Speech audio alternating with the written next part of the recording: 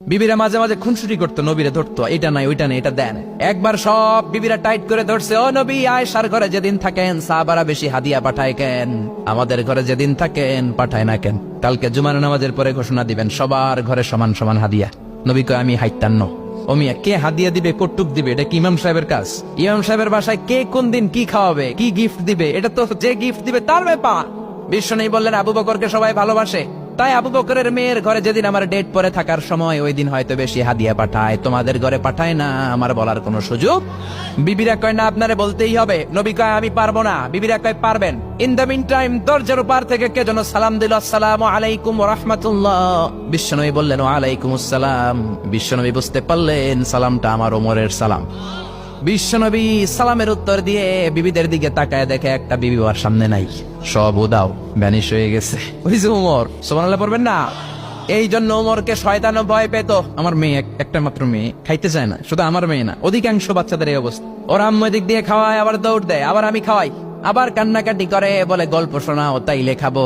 এখন গল্প শোনাইলেও খায় না। বর্তমান সময়ের ছেলে মেয়েগুলো এরকম, এত জ্বালাতন করে। খেতে চায় না তো বলতে হয় বাঘ আসবে বাঘ, সিংহ আসবে সিংহ, সিংহ মামা আসবে, ঘুমাও ঘুমাও, এগুলো আমরা বলি না? বড় দোষী তো তার কি বলেন? বাচ্চা যদি না ঘুমায়, না খাইতে চায়, এগুলোই তো বলে। বাঘ আসবে, বিড়াল আসবে। মদিনাতে ওমরে ফারুক যখন খলিফা, মদিনার কোন বাচ্চারা যদি না খেতে চাইতো, না ঘুমাইতে চাইতো, মদিনার মায়েরা বলতো তাড়াতাড়ি ঘুমাও, ওই যে ওমর আসতেছে, ওমর।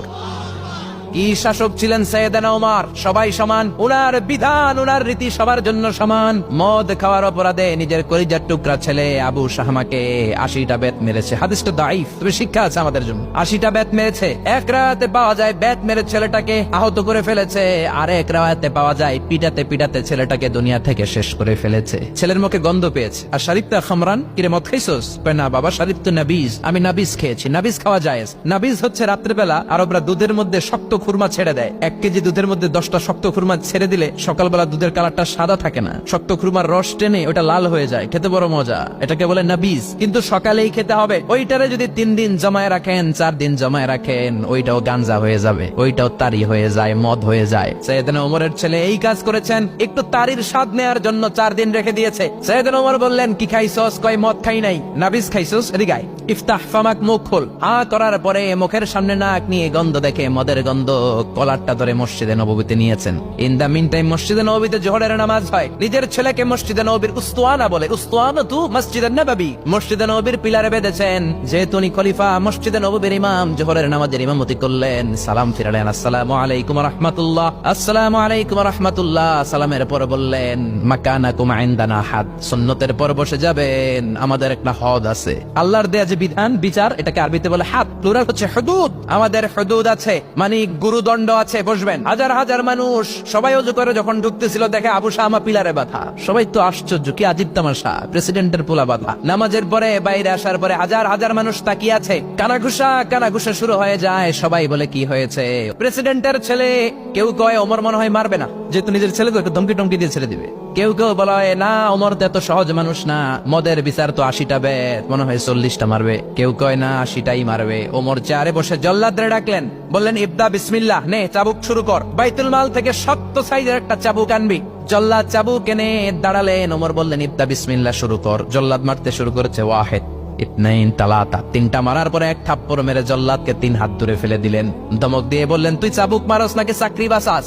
আসলে জল্লাদ কিন্তু আসতে মারে নাই, দেহের যত জোর ছিল জোর দিয়ে মেরেছে, কিন্তু ওমরের পছন্দ হয় নাই। ওমর বলে আইন্দাকা তালাতা আইন্দে ওয়াহিদ, তোর হিসাবে চাবুক মারা হয়েছে 3টা, আমি ওমরের হিসাবে মায়ের হয়েছে 1টা। চাবুক আমার হাতে দে, আমি 2 নাম্বার থেকে শুরু করি।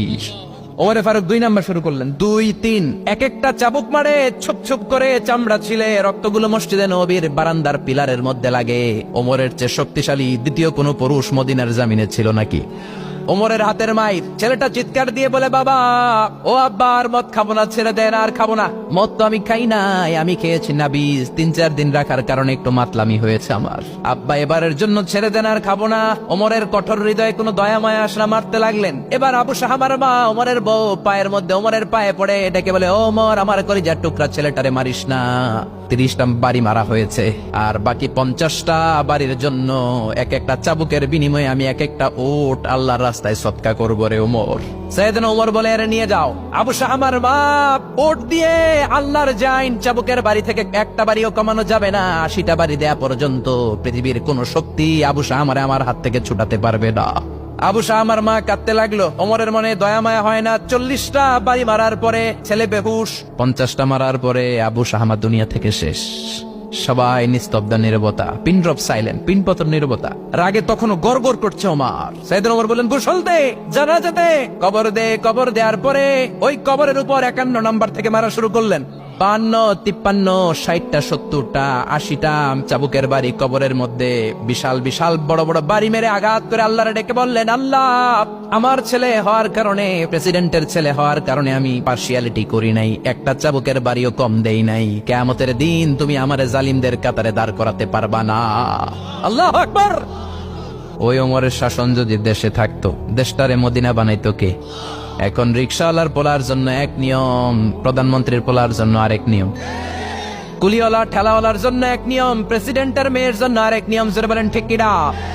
সবার জন্য যদি এক নিয়ম হতো, চুরি করলে যদি হাত কাটা হতো, জিনা করলে যদি পাথর মেরে গর্দানটা উড়িয়ে দেয়া যেত, বাংলার জমিনে আর কোনো চোর আর জিনাখোর পাওয়া যেত না। চুরি করলে হাত কাটো কার আইন? তবে এটা কলা চোর, মুরগি চোর, ডাব চোর, আম চোর না। যেই চোরগুলো একটা কলমের সিগনেচারের খোঁচায় দেশের 1000 কোটি টাকা মেরে দেয়, ওই চোরদের হাত আগে কাটতে হবে। যেরকম ঠিক কিনা? এক কলমের খোঁচায় শেয়ার বাজার খাইয়া ফেলায়, হলমার্ক খাইয়া ফেলায়, দেশের টাকা সুইজারল্যান্ডে পাঠায়, ওই চোরগুলার হাত। জোরে বলেন ঠিক কিনা? এজন্য বিশ্বনবী বলতেন, আসাদুহুম ফি আমরিল্লাহি ওমর। আল্লাহর দ্বীন বাস্তবায়নে সবচেয়ে কঠোর সাহাবী ছিলেন ওমর। আবু বকর ছিলেন নরম। ওমরের মেজাজকে গরম বানাইছে কে? এই জন্য ইসলামের মধ্যে যেমনি সহনশীলতা আছে, আবার ইসলামের মধ্যে বিদ্রোহ আছে না নাই? অন্যায় দেখলে থামিয়ে দেওয়ার দরকার আছে রে।